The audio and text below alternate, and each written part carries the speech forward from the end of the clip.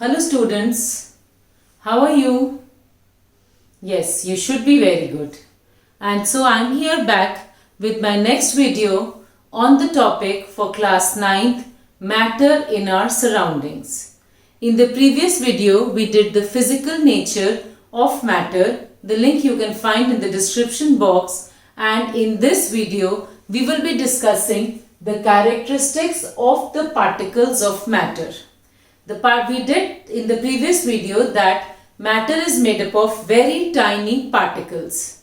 And what are the characteristics of this? First thing, that these particles of matter have space between them. This is the first characteristic. Second, particles of matter are continuously moving. And the third one, the particles of matter attract each other. The particles of matter attract each other. Now, I will explain these characteristics to you one by one. Listen carefully.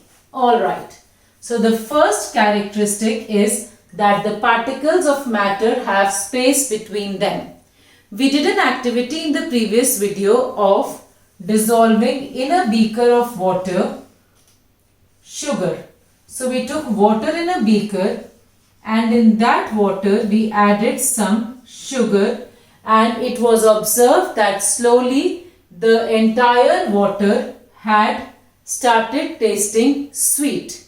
It means that these particles of matter have adjusted itself in the space between the water molecules and spread throughout the water provided in the beaker. Which shows and we also observe that the level of the water does not change. This sugar, when this sugar dissolves in the water, the level of the water does not rise. Why the level does not rise? Because the sugar particles adjust themselves in the space between the water particles. And hence that empty space is occupied by the sugar particles and the level of the water does not rise, thereby showing that particles of matter have space between them. Now, we can take sugar, we can take salt, we can also take potassium permanganate as we did in a previous experiment. So, anything we can take to confirm that,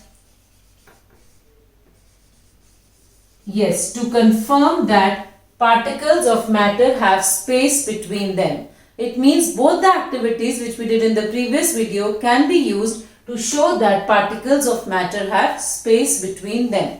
Now, we move on to the second characteristic, which is that particles of matter are continuously moving. Now, see children, in this experiment only, this first one, we did not stir the mixture.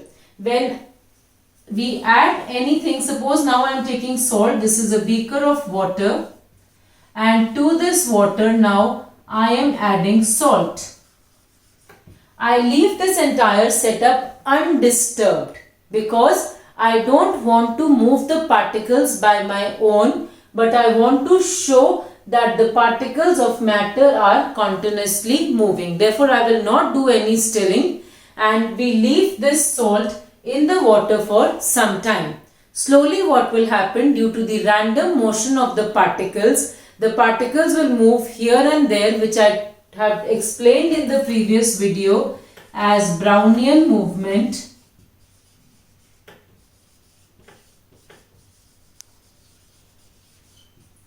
So due to this random motion of the particles will move here and there, up and down, and they will occupy the space between the particles of water, and hence salt will slowly get diffused in the entire water. If without disturbing, I will pour a little water from the top, that water will also taste salty, showing that particles of matter are continuously moving. One more example we can take is that of an incense stick. What is an incense stick? An incense stick is a agarbatti which we use for praying and all. It is a agarbatti. when we light this in the corner of a room, the fumes which are coming out, the vapors which are coming out, if we light it in one corner of the room, slowly the smell spreads to the other end of the room. Why? Because these particles are in random motion and they slowly diffuse through the air and keep on moving ahead to reach each and every corner of the room. Is it clear? So this example also can be quoted to show the second characteristic, that particles of matter are continuously moving. One more. Suppose you spray a perfume or a deo and then you go to the next room, or you go to your friends, or you are sitting in that room and somebody else sitting in the room will immediately get the smell of that deo. So the vapors of that perfume or deo also, due to the random motion, due to the continuous motion of the particles, slowly move through the air and reach each and every person or reach each and every part of that particular area.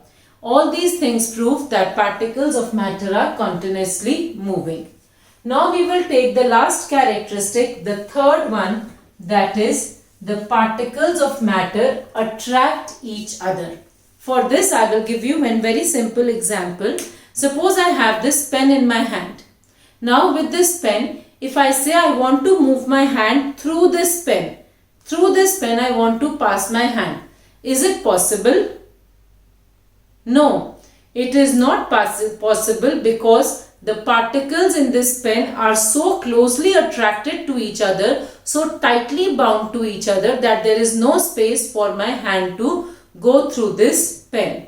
This is because the particles of matter attract each other. But this amount of attraction may be different for different type of particles. For example, if instead of this pen, I want to pass my hand through a stream of water, means I open the tap, water is flowing. If I want to move my hand through that flowing water, through that water which is falling, my hand will move through that water. Yes or no? So this is because the particles of water molecule are not so tightly close to each other. There is a force of attraction, but it is not so tight that I cannot move my hand through it. And the third one, suppose this is air, around me there is air, and I can easily move my hand through the air. It means that in this case, the force of attraction is still less. Therefore, we can conclude that there is force of attraction between each and every particle, but the amount of attraction may be less or more depending on the substance we are talking of. Now look at this board. Can I pass my hand through this board? No, because all the particles of this board are tightly bound to each other with very little space between the particles, and hence there is no space for my hand to pass through. This will say that particles of matter attract each other. Now I will give you another example. Suppose you are 4 friends and you are walking with hands around each other's shoulders. Okay. So when you have hands around each other's shoulders and you are moving, you are tightly bound to each other.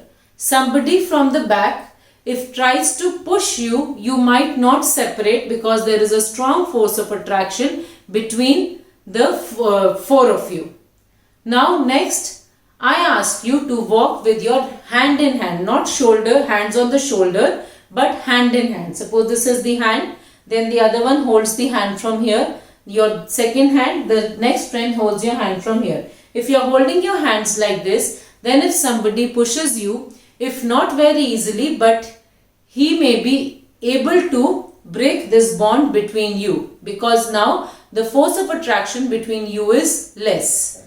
And next I ask you to just touch your fingers. Here is your finger, from that side your friend is touching the finger. This is your second hand, the friend from here is touching your finger, and you are moving past. So if somebody tries to push you or break this bond between the two fingers will be easily broken. Why? Because here the force of attraction has become less. So there is force of attraction between each and every particle, but it varies from substance to substance, and according to this we will have the states of matter, that is solid, liquid and gas. I will be telling you about all the properties of solid, liquid and gas in my next video. So stay tuned to understand this interesting phenomena of the properties of solid, liquid, gas in the next video.